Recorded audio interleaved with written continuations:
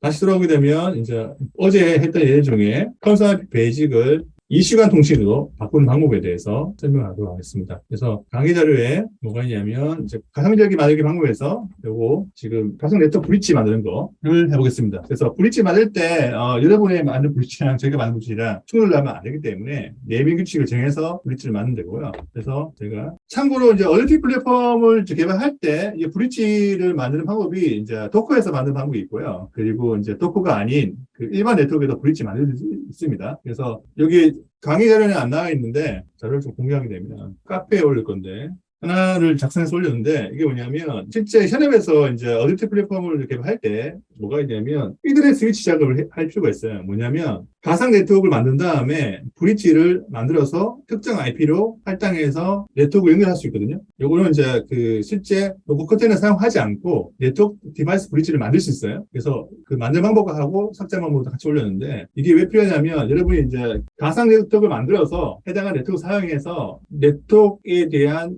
이들 설정, 이들 컨피그를 구성할 필요도 있어요. 무슨 말이냐면 실제로 이제 자동차 쪽에 이더넷이 적용되게 되면 이더넷을 사용하고 있는 이슈가 최소 4개에서 많게는 10개 이상이 존재할 수 있거든요. 근데 내가 말하는 가상자리가 이제 10개 존재할 수도 있고 여러 개 이슈가 각각 서로 다른 이더넷 네트워크로 될 수 있어요. 근데 SOA 개념을 적용하게 되면 매니페스트 파일에서 IP 주소로 해당하는 IP로 이제 접속할 수 있는데 실제 이제 어티브 어플리케이션 개발할 때 어차피 각각 이슈에 대한 DTH제로 이더넷이 포트가 존재하는데 여기 포트에 대해서 각각 IP가 다르죠. 무슨 말이냐면 그러니까 이 어댑티브 플랫폼을 하려면 이더넷 네트워크 프로토콜에 대한 정확한 이해가 있어야 되고 거기에 대해서 서로 다른 IP를 가지고 있는 이슈가 4개가 있고 이 이슈 4개에 대해서 다 가상적인 만들어서 할 수 있겠지만 더 쉽게 하는 방법은 뭐냐면 내 PC에서 실제 PC에서는 ETH 제로가 물리적으로 다니는데 얘 안 쓰고 제로, 원, 탭 3 만 다음에 실제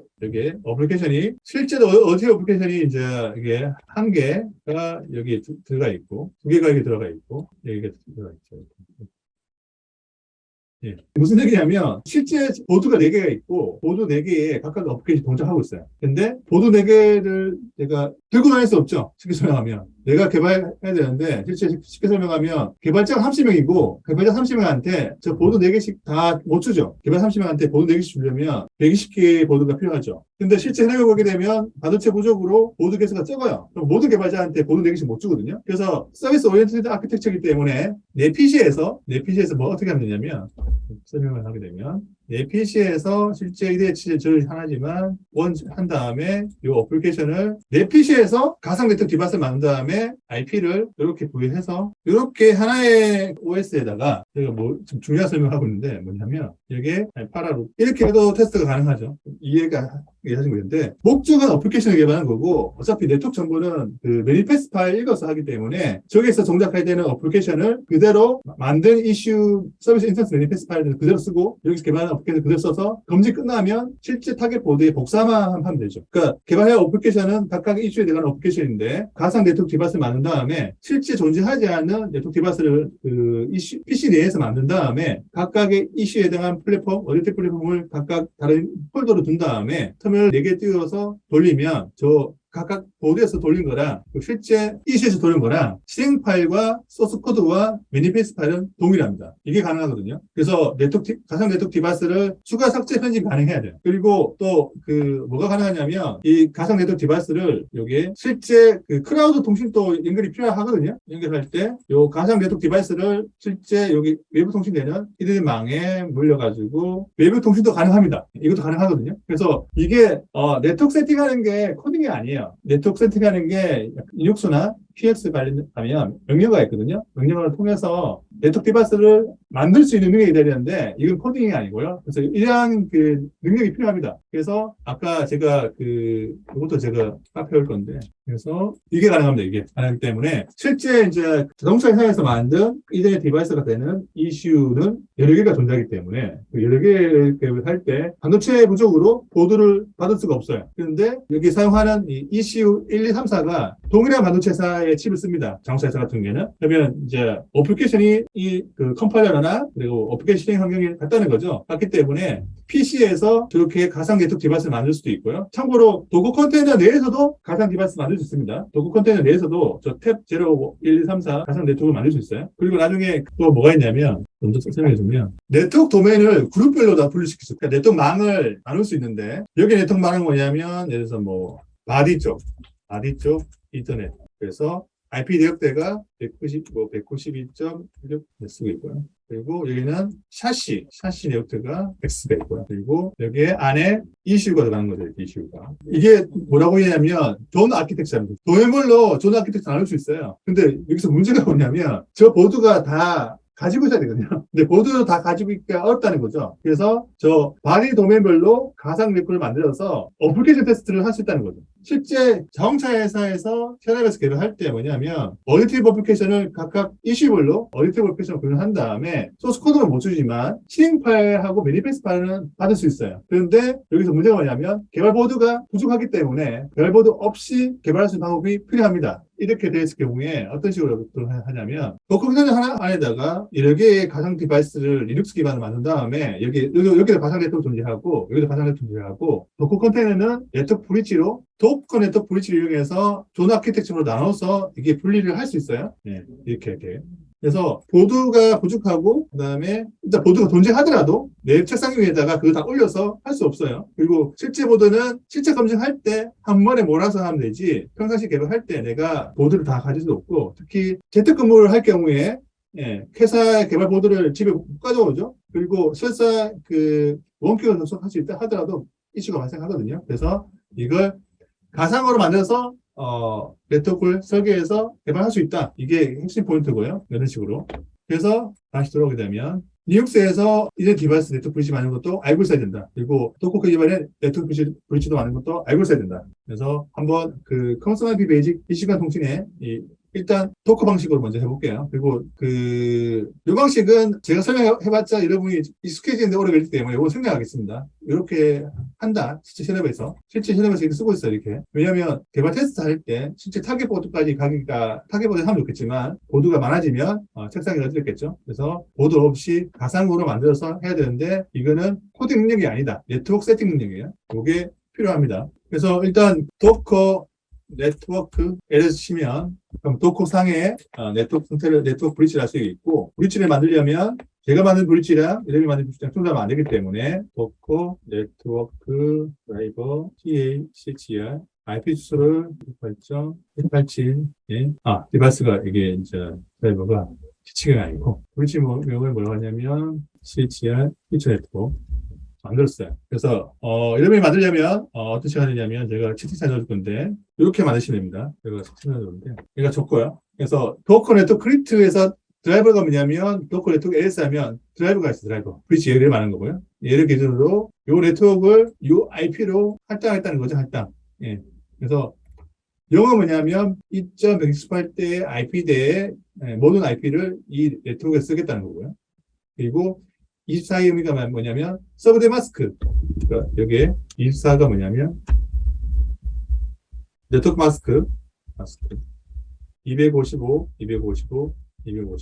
이 의미입니다. 그래서 네트워크를 치면 도커 네트워크면 되게 티처 네트워크 브릿지가 만들어졌죠. 그래서 이걸 가지고 제가 만든 게 이제 IP 대역이니까 이 IP 대역으로 가상 제기를 만들어서 가상 제기에 IP 대역에 고정 IP를 분리할 수 있겠죠. 그리고 7.2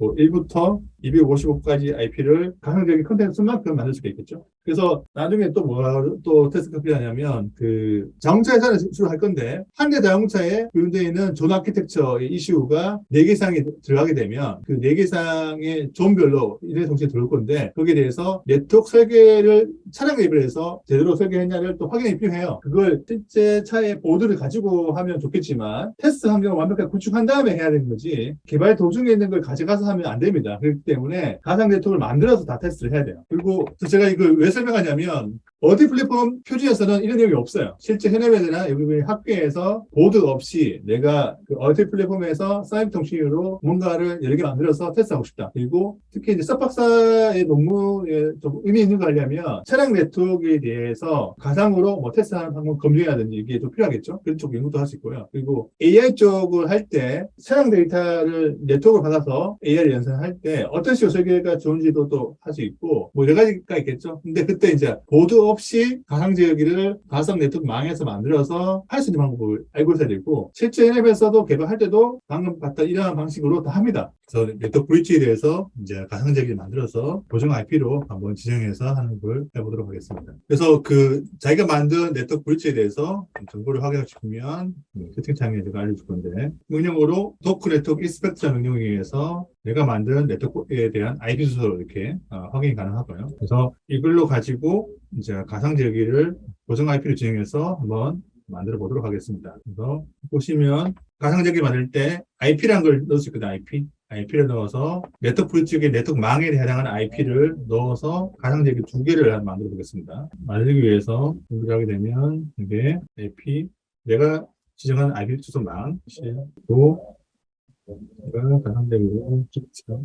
플랫톤 이렇게 해서 만들어 보겠습니다. 그래서 만들었습니다. 주의사항은 뭐냐면 내가 정의한 IP 도메인 제가 이렇게 하나 누락시켰는데 뭐가 누락시켰냐면 네트워크라는 명령을 네트워크의 브릿지 명령을 해야 되는데 제가 이걸 빠뜨렸거든요. 만든 거 다시 종료시키겠습니다. 그래서 내가 아까 제가 빠뜨렸는 게 네트워크를 빠뜨렸고요. 네트워크 그러면 티처 네트워크 있고 두 개의 가상적인 만들었고 제가 이렇게 접속해 보겠습니다. 그래서 if config 치면 여기 IP 지정한 IP로 여기가 동일한 IP를 만들어졌죠. 그리고 창을 하나 넣은 다음에 위에 거 대시 그러면 여기 IP 주소가 3번을 만들 거예요. 그래서 보시면 핑을 입력하시면 핑.2 하게 되면 3번에서 이쪽으로 핑이 간다는 걸 확인할 수 있습니다. 그래서 요 두 개 가상제기가 요 IP 주소로 또 통신이 가능하거든요. 그래서 실제 가상 네트워크에서 이제 보드 없이 여러 개의 보드를 고정 IP를 가지고 실제 보드에 사용하는 IP 주소를 가지고 네트워크 통신을 할 수 있고 여기서 만든 네트워크는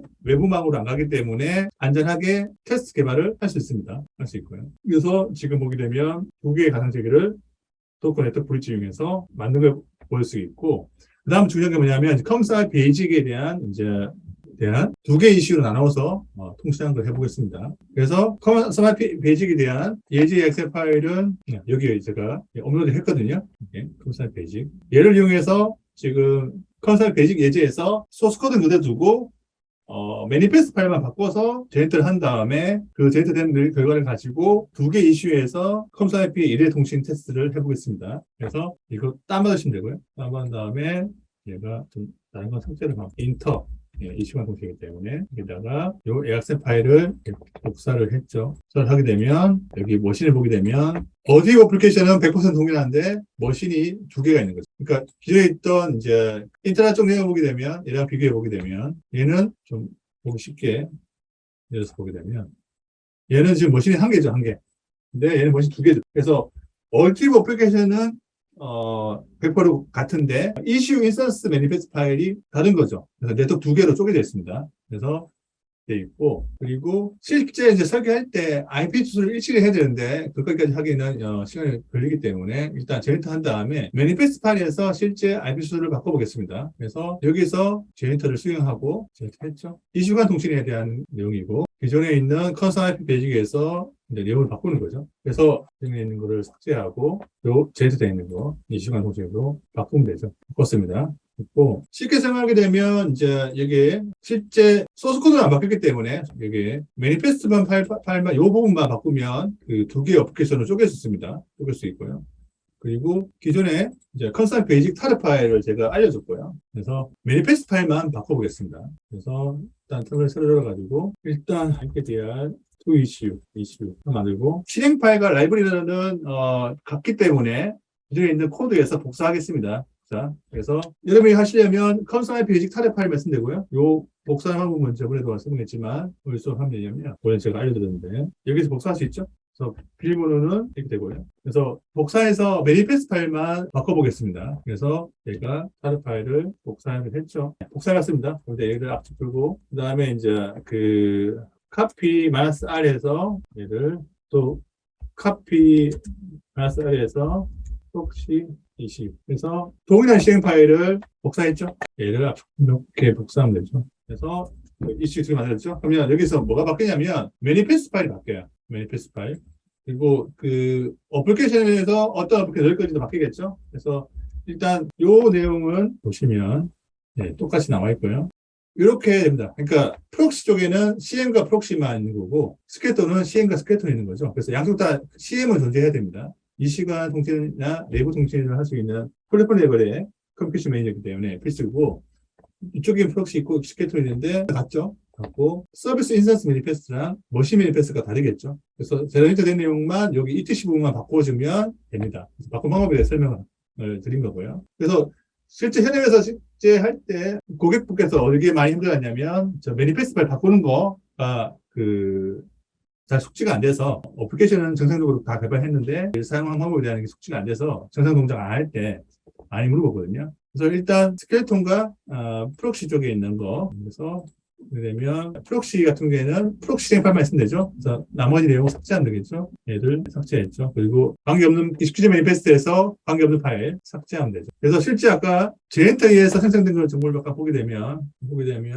머신이 두 개가 나오죠. 머신이 다르죠. 머신이 프록시 머신이랑 스케트 머신이 있죠. 네, 각각 머신이 이제 각각 또 다른 이시라고 보시면 되고요. 그리고 인터페이스도 프록시 쪽만 있으면 되죠. 프록시 쪽만. 를 제외한. 만약에 이제 사용하지 않는 매니페스트 파일이 존재하게 되면, 특히 네트워크 같은 경우에는 동작 안 할 수 있습니다. 네, 그래서 이게 되게 중요하고요. 그리고, 네, 이게 좀 머신 쪽 차이 나기 때문에, 머신은, 내부 내용, 삭제하겠습니다. 이렇게. 그래서, 제네이트된 내용에서 머신 쪽 복사하겠습니다. 일단 프록시 쪽이죠, 이게. 머신. 복사해서 붙여놓고요. 복사가 잘못됐는데 그래서 혹시 복사해서 들어갔죠? 그렇고 그 다음에 펑션 그룹 복사해서 들어갔죠. 그러면 이제 그 프록시 쪽에는 매니페스트 파일 다 복사한 거거든요. 그 다음에 스크립톤 프록시 쪽 파일 넣는 거, 그 다음에 넣는 거 복사했고요. 또 머신에서 그래서 머신 다시 가져오고 그리고 펑션 그룹 가져오고 끝났죠? 그래서 보시면 이제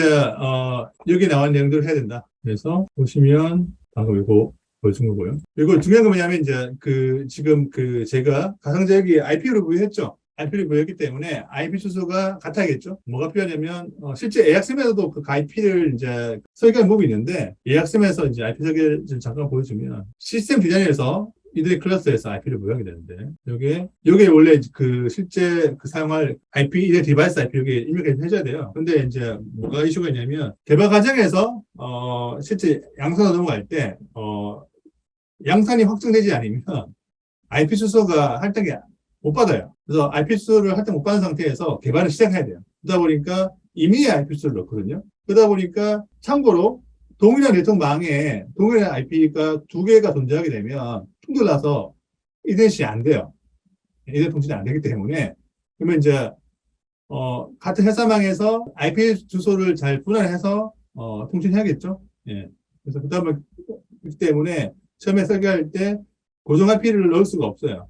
네. 그렇기 때문에, 그렇다고 해서 ASM을 수정하더라도 나중에 바뀌기 때문에, 그런 이슈가 있기 때문에, 그래서, 실제 IP 주소를 넣어서 테스트할 때는 이 매니페스트 파일을 직접 편집합니다. 그래서 편집할 게 두 가지인데, IP 주소 바꾸는 부분을 설명할 건데, 하나가 뭐냐면, ETC 폴드에 머신의 머니시 매니페스트 파일에 대해 IP 주소 바꿔야 되고요.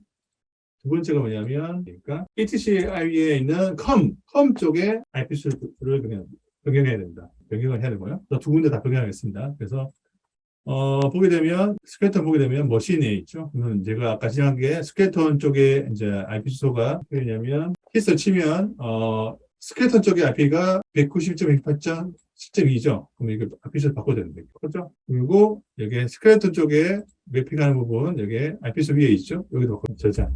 그래서 두 군데의 IP 주소를 바꿔야 됩니다. 이렇게. 그래서 이거를 할 줄 모르시면 여러 개 가상적이 만들어서 테스트가 안 되고요. 실제 AXM에도 수정할 수 있는데 그렇게 되면 매번 이제 테스트할 때 개발 과정에서 고정 IP로 하는 게 어렵기 때문에 양산하기 전까지는 임의의 IP 수를 넣어서 테스트합니다. 그래서 이 두 군데 수정해야 된다.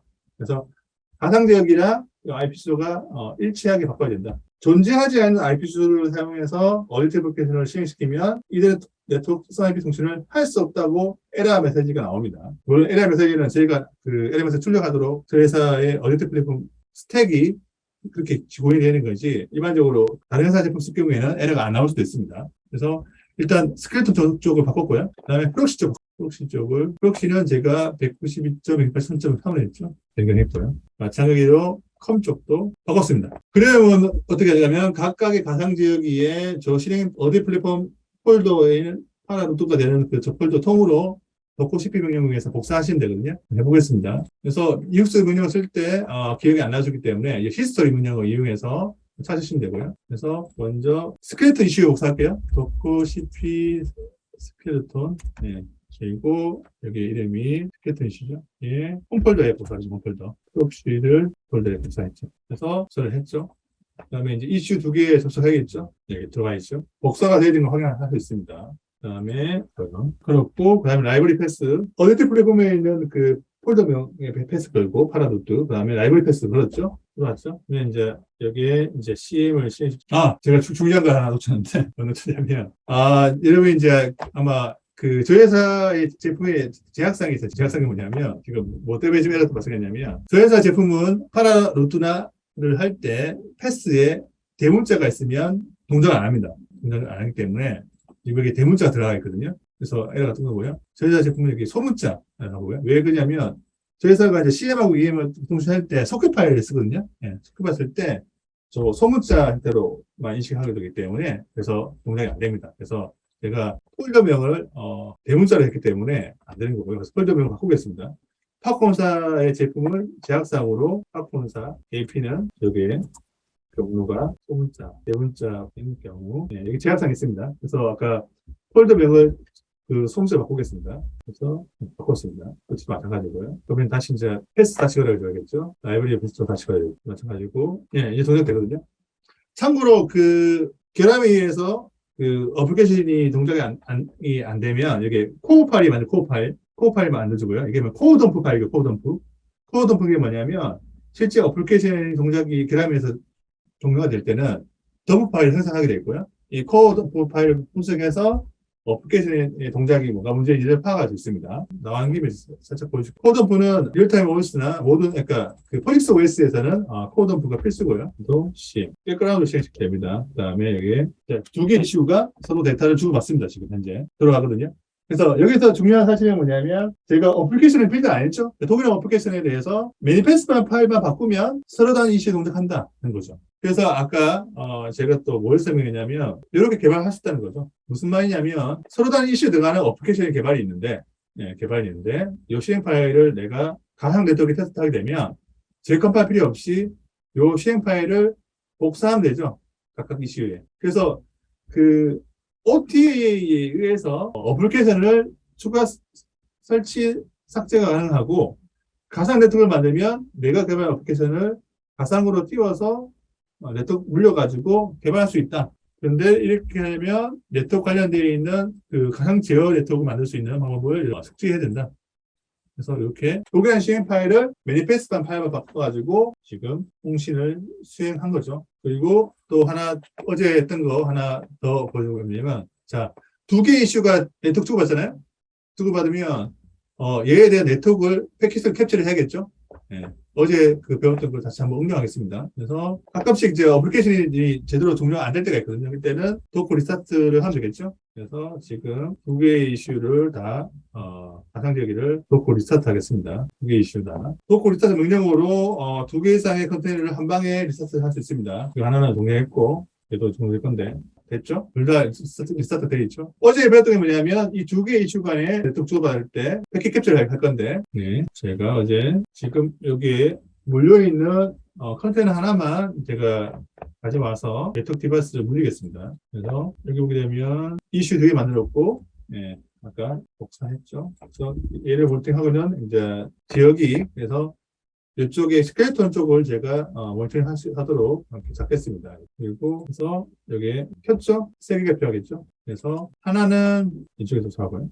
하나는 캡처하기 위한 이제 이슈 실행시켰죠. 그래서 어제 했던 걸 잠깐 응용한 건데 쓰면 제가 이렇게 해서 이렇게 했죠? 캡처하기 위해서 내가 캡처를 하겠죠. 정은영가 C샵을 하게 되고 원하는 이름만 만들겠죠. 그래서 일단 그 가상 네트워크 보게 되면 지금 여기 밑에 있는 캡처용 가상 제어기 쪽에 if 컴퓨터 치면 IP 주소가 아까 스켈레톤 IP 주소가 된 거죠. 여기 보게 되면 스켈레톤 IP 주소가 그냥 얘 IP 주소랑 얘 IP 주소 같죠. 같아가지고 얘는 X86이에요. X86 컨테이너고 얘는 ARM 컨테이너, ARM 컨테이너.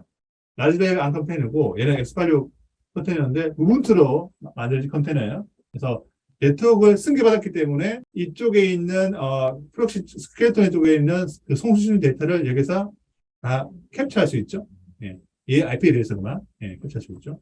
그리고 지금 가상 네트워크 브릿지망에 있기 때문에 이 두 개의 가상제기 외에 네트워크는 안 잡힙니다. 무슨 말이냐면 실제 여러분 그 학교에서 실제 보드에서 그 보드를 학교 네트워크망에 일으키면 그 학교 네트워크망에 있는 모든 네트워크를 다 캡처해버려요. 패킷 캡처 프로그램이 뭐냐면 좀 설명하게 되면 만약에 내가 회사에서 학교에서 내가 이런 X망을 쓰면 패킷 캡처하게 되면 이 망에 붙어있는 모든 네트워크에 대한 내용을 캡처해버리기 때문에 내가 알고 싶은 거는 썸아비 통신인데 내 보드랑 관계없는 네트워크가 다 들어올 수 있어요. 그러면 나중에 네트워크 분석할 때 도움이 안 돼요. 그래서 가상 네트워크를 만들면 가상 네트워크에 물려있는 브릿지 내에서만 통신만 캡처하기 때문에 정확하게 쓰는 실제 내가 분석할 패킷만 뽑아낼 수 있습니다.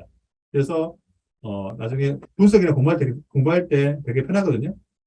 예. 그래서 제가 여기서 캡처 해볼게요. 캡처를 T사크 그리고 내가 캡처할 게 뭐냐면 예저예요. 얘의 명예 패킷 파일 만들겠죠. 캡처했죠? 지금 뚝뚝이 나와서 포맷. 제가 뭐 때문에 안 되냐면 제가 지금 가상제기를 테스트 만들 때 다시 오겠습니다. 확인해 보겠습니다.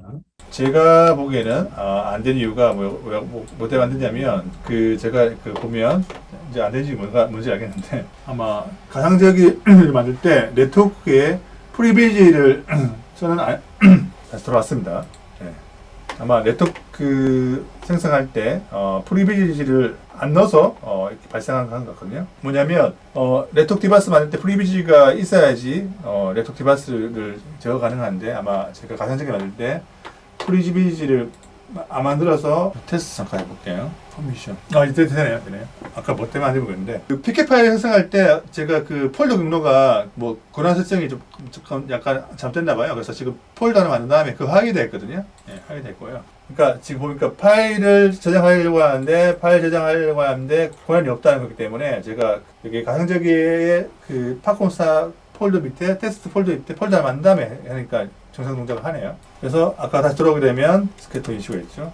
네, 그래서 다시 캡처를 걸면 보겠지만 보시면 바와 같이 지금 여기에 있는 스켈레톤 쪽에 있는 IP 주소를 그대로 얘가 승계받아서 왔고 지금 보면 이게 가상 네트워크이기 때문에 지금 제가 지금 방송을 줌으로 지금 강의를 하고 있고 회사 내에서도 네트워크 쓰고 있겠죠. 근데 이 네트워크는 가상이기 때문에 어떠한 패킷도 캡처가 안 되죠. 근데 보면 여기 보게 되면 제가 볼게요. 핑을 때리면 숫자 움직이죠. 핑 때리니까. 그래서 네트워크가 아주 깨끗한 상태에서 내가 원하는 테스트에 대한 것을 캡처할 수 있습니다. 그래서 나중에 이제 쌍IP 쪽 통신 캔 통신이나 쌍IP 통신을 뭐 변환하거나 아니면 쌍IP로 히드 통신 할 때 구체적으로 어떤 형태로 내가 제도로 네트워크 설계를 하냐 아니면 쌍IP를 잘 만들었냐를 테스트할 때 이렇게 깨끗한 상태에서 네트워크 깨끗한 상태에서 해볼 수 있습니다. 그래서 보면 히스토리에 기억이 있죠. 복사해서 넣고요. 또 히스토리 없네요. 없으면 프록시 됐죠. 됐고. 그래서 먼저 CM을 동작시키죠. 이쪽도 CM을 동작시키죠. 제가 보면 지금 안 된 이유가 뭐냐면 지금 제가 라이브 패스를 LIV까지 안 했죠. 안 했기 때문에 이렇게 다시 아시겠죠? 예, 이제 CM 정상될 겁니다. 생각됐죠? 그러면 CM만 키면 네트워크 트래픽이 없죠? 예, CM은 통신에 필요한 어플리케이션을 중계카를 하기 때문에 통신에 필요한 어플리케이션이 동작이 안 되면 네트워크 트래픽이 발생 안 합니다. 그리고 스켈톤, 이제 프록시 되면, 자, 하면 이제 숫자 올라가죠, 여기? 예, 패킷 캡처를 총량할게요. 그리고 PWD, 예, EXIT. 그래서 도커 CP 명령에 의해서 지금 캡처한 내용 복사할 수가 있겠죠. 그래서 티처, 그래서 복사해왔죠. 위에 거는 종료시키겠습니다. 종료가 됐죠? 예. 그래서 캡처한 걸 보시면 방금 캡처를 했죠? 하면 아까 캡처한 내용에서 예, 2번과 3번 IP가 정확하게 나오죠. 아까 핑한 거 나오죠? 핑한 거? 아까 제가 핑을 일명했죠? 그 다음에 SIP 오퍼 서비스 파인드 나오죠? 파인드, 오퍼 파인드. 예. 그 다음에 어제 봤던 이제 TCP 3-way 커넥션, TCP 3-way 핸드쉐이크 여기 나오죠. 그 다음에 서브스크라이프 메서드 보내고 나오죠. 이렇게. 그래서 그 필터 명령어 치면 IP 치면 D에 대한 내용만 다 뽑아냈죠. 아까 픽 내용이 사라졌죠. 필터를 걸어서 원하는 내용을 다 찾을 수 있습니다. 찾을 수 있고요. 한번 찾아볼게요. 여기 보게 되면 제가 자주 자료에 필터 기능에 이제 서비스 아이디가 0x0011을 찾을 수 있겠죠. 무슨 말이냐면 제가 SIP 네트워크 설계는 제가 설명 안 했는데 보게 되면 여기 보면 서비스 아이디겠죠. 이게 실제 이제 이게 참고로 AXML 상에서 숫자는 다 10진수인데 10진수. 예. 10진수로 되어 있고 10진수 되어 있고요. 그리고 실제 네트워크 패킷에 캡처한 내용은 16진수입니다. 16진수. 예. 그래서 계산기를 통해서 16진수가 1B죠. 1B를 알 수 있죠. 예. 그래서 제가 보여준 게 뭐냐면 점 찍으면 밑에 나오죠. 예. 그래서 서비스 아이디가 필터를 이용해서 명령을 쳐서 필터 가능하고요. 그래서 지금 제가 보여준 게 뭐냐면 가상적이 두 개를 띄우고 캡처하는 컨테이너 띄워가지고 이 두 개 데이터에 통신되는 내용을 캡처해서 방해했다고 볼 수 있고요. 그리고 만약에 좀 더 정밀하게 분석을 하고 싶으면 내 노트북에 와이샤크를 설치해도 됩니다. 지금 사용하고 있는 거는 뭐냐면 제가 하고 있는 와이샤크는 이제 VS코드에 내장된 와이샤크고요. 네트워크가 자꾸 끌어져서 장애가 발생했는데 그래서 이 가상자기를 두 개 띄워서 SIP 통신을 하고 그 다음에 가상자기를 모니터하고 있는 테스트 컨테이너를 띄워가지고 얘를 캡처해서 깨끗한 정보의 데이터를 받을 수 있는 거고 그리고 VS코드에 제공하는 와이샤크도 있지만 PC에 설치하는 와이샤크를 이용해서 이게 PC에 설치하는 와이샤크거든요. 여기 보게 되면 와이샤크는 필터 기능이 한 거거든요. 내가 보내는 서비스 아이디 뭐냐면 여기 보게 되면 지금 이제 여기 이벤트에 대해서 T 서비스가 서비스 아이디 27번이에요. 27번인데 참고로 오토사에서는 AXML 태그에서는 10진수밖에 크게 안 됩니다. 16진수가 안 되기 때문에 이 16진수를 계산기를 통해서 16진수 바꿀 수 있고요. 왜냐하면 캡처한 내용은 다 16진수이기 때문에 16진수 기준으로 확인이 가능하고요. 이게 되네요. 숫자로도 그 16진수뿐만 아니라 10진수도 검색됩니다. 검색되기 때문에 그 와이어샤크에서 필터링에서 지금 서비스 아이디가 27번, 27번인 거에 대해서 여기 치면 27번 데이터가 와요. 27번 데이터가 오고 27번에서 실제 데이터 값을 보내겠죠. 보내면 이 SIP에서 페이로드의 값이 실제 이제 보내주신 전송 값이거든요. 그래서 CAN 통신하고 SIP 쪽 변환할 때 CAN 데이터를 받아가지고 SIP에서 값이 제대로 바뀌었냐를 확인할 때 이 페이로드를 복사해서 합니다. 어떻게 복사하냐면 와이샤크에서 그 페이로드 복사한 다음에 카피하시면 흑사로 복사해서 여기에 가져올 수 있거든요. 가져와서 저거 가지고 CAN 데이터랑 일치하는지를 확인합니다. 그래서 실제 해당한 서비스 인터페이스에 CAN 송수신 하실 때 EDS로 잘 변환되는지 확인할 때 와이어샤크 통해서 확인한다. 일단 와이어샤크는 이 자체가 되게 이제 범위도 많이 쓰고 있고 자동차 분야의 필수 툴이고요. 와이어샤크에 대한 사용법은 국내에